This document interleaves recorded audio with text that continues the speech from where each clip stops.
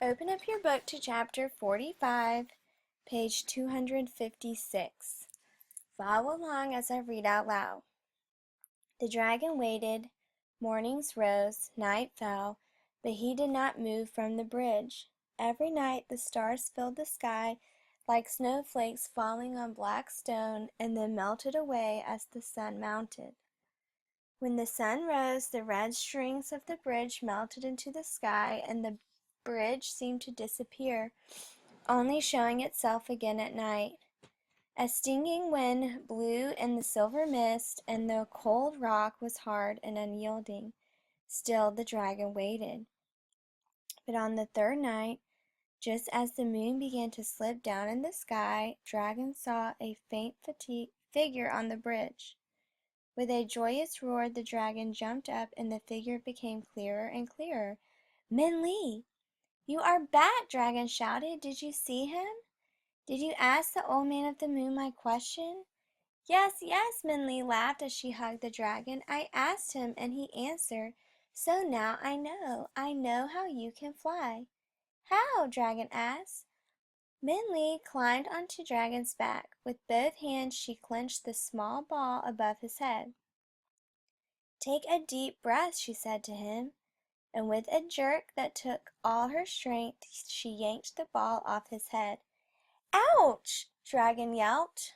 But then he began to smile. I feel so light, he said, so light and peaceful. The man of the moon said you would not be able to fly until the ball was removed from your head, Min Li told him. He said it was weighing you down. It was! Dragon laughed, and Min Li clutched his neck with her spare arm as he rose into the air.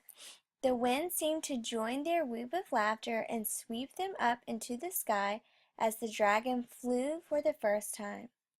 The silver clouds embraced them and then parted as Dragon flew through as if he were rippled in the sky. The pale moon looked as if it were smiling at them with a soft glow. As they skimmed the stars, Min Li closed her eyes with delight. As they returned to the ground, the dragon asked, What about you? Did the old man tell you how to change your fortune? Min Li was silent. Dragon turned to look at her. What happened? He asked. He did not tell you? I didn't ask, Min Li said. I was only allowed one question. What? The dragon said. You need to know. You've come all this way. We will fly back and you can ask him.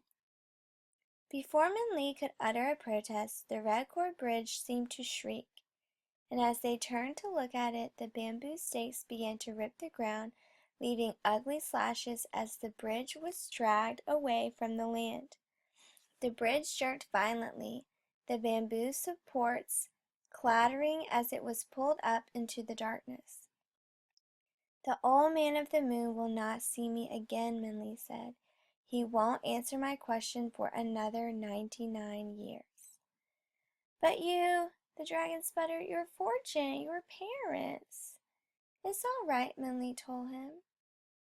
When it was time for me to choose, I suddenly saw I didn't have to ask. You did not? The dragon said. No, Min Li said, and suddenly memories rushed through her.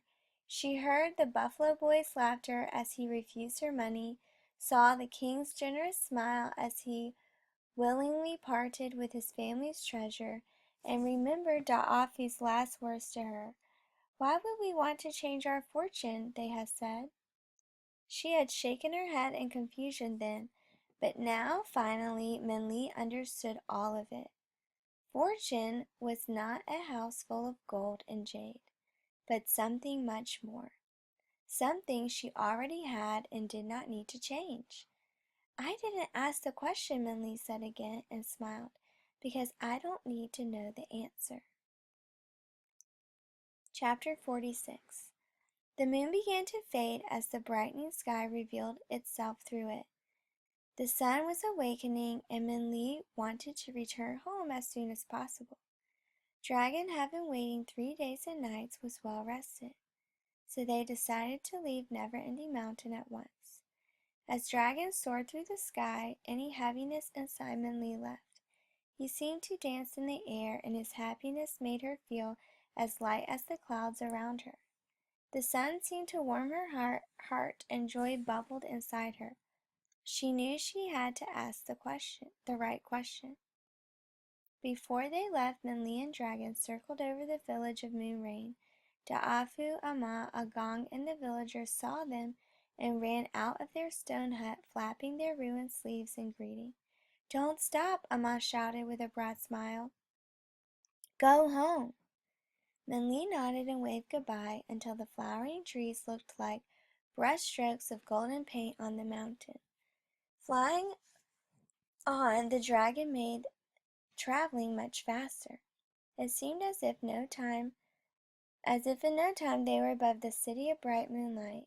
From the sky, the inner city and outer city grids looked like a giant labyrinth, and the tombstone guardians looked as if they were dog trinkets molded from clay. Minli saw the roof of the Buffalo Boy's broken down hut, but no glimpse of him.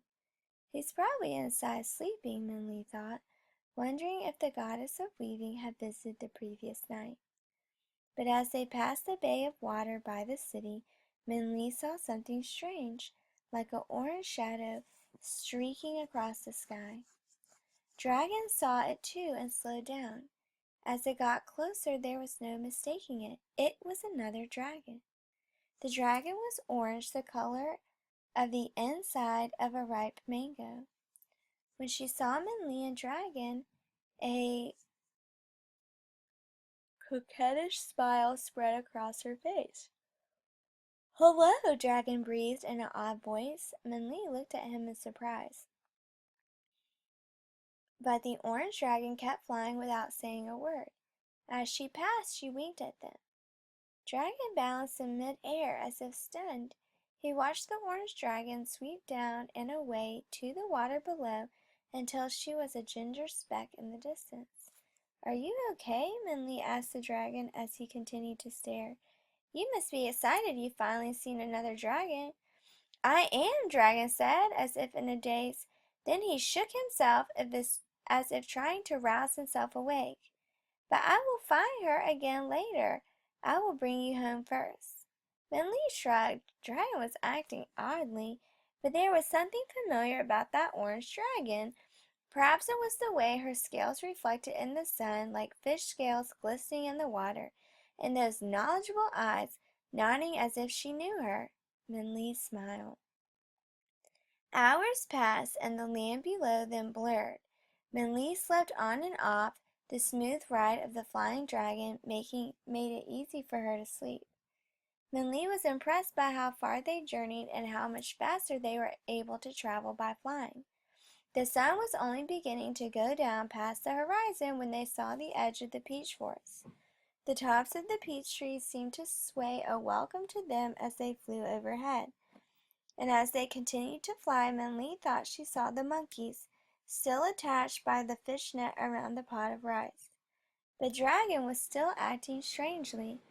When Fruitless Mountain, with its familiar black peak cutting into the pink and orange sunset sky, came into view, the dragon almost stopped flying. "What mountain is that?" he asked Minli. "It's Fruitless Mountain," Minli told him. "Right beyond it, next to the Jade River, is my home." "Fruitless Mountain," he said to himself, and even though he continued to fly, he seemed to be in a daze.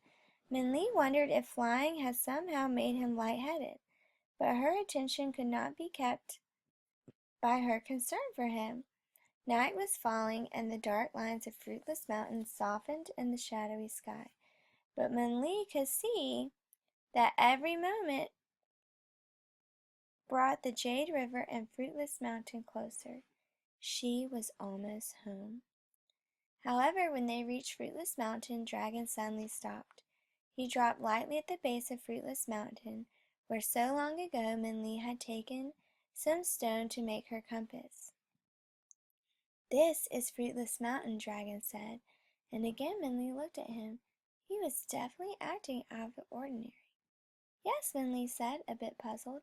"My village is just a bit past this. I can walk from here if you wish." Do you mind? Dragon asked. For some reason, I feel as if I do not want to leave here. No, I don't mind, Minli said. Are you okay? Dragon looked at her and smiled. Yes, Dragon said.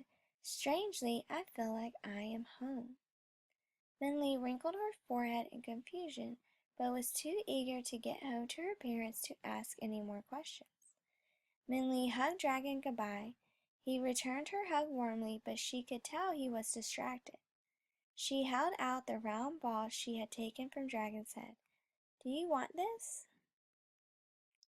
No. Dragon glanced at it absent-mindedly. You can have it. Minli shrugged again, but the urge to go home began to pull her strongly. She waved goodbye to Dragon and began to run toward the village. It was late at night when she finally reached home. The slumbering village was silent, and as Minli crept into her home, the pale goldfish greeted her. Shh, the goldfish said to her. Your parents are sleeping. Welcome home. Minli was a little surprised to see a goldfish, but smiled a greeting. Moonlight misted over the rough floors and made a sparse room glow silver. The goldfish bowl looked like a second moon.